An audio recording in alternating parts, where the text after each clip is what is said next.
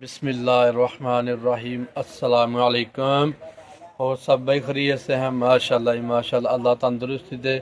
अल्हम्दुलिल्लाह अल्हम्दुलिल्लाह। नमाज फजर दी पढ़ के ते हुण वापसी घर जा रहे जी असीं। ते अज सैर कोई नहीं करनी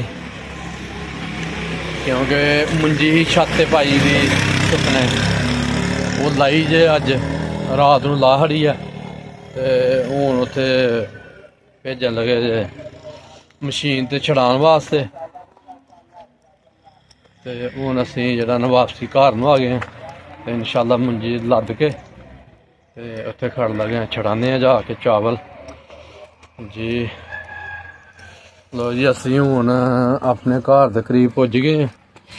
यह साढ़ा घर है ते जाके असीं हुण जेह्ड़ा ना चुक्कने आं मुंजी उत्थों। तां हुण मोटरसाइकलों से खड़ने या ट्राली से खड़ने 22-23 तोड़े ने मुंजी दे।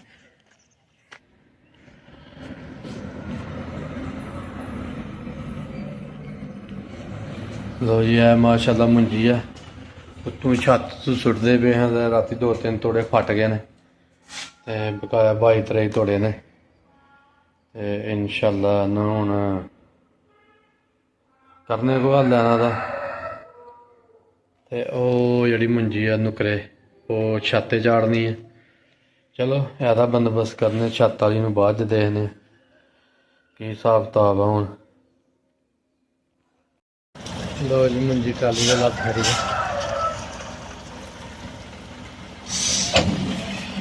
सवेरे सवेरे धूड़ पुड़ खड़ी है घर दे।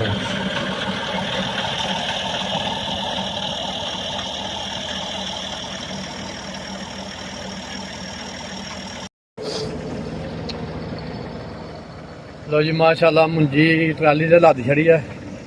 असीं हुण चले नूं छड़ान वास्ते। अज सैर का जिहड़ा प्रोग्राम है कैंसल ते हुण मुंजी छड़ान लगे हैं।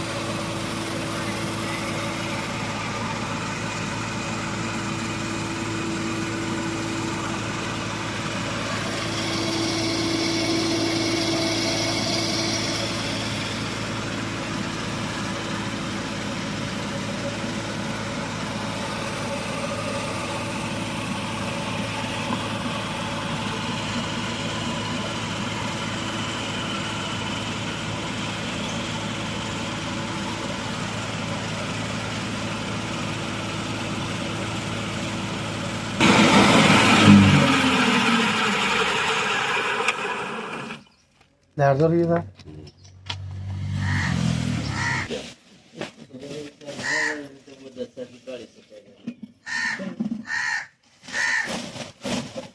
Это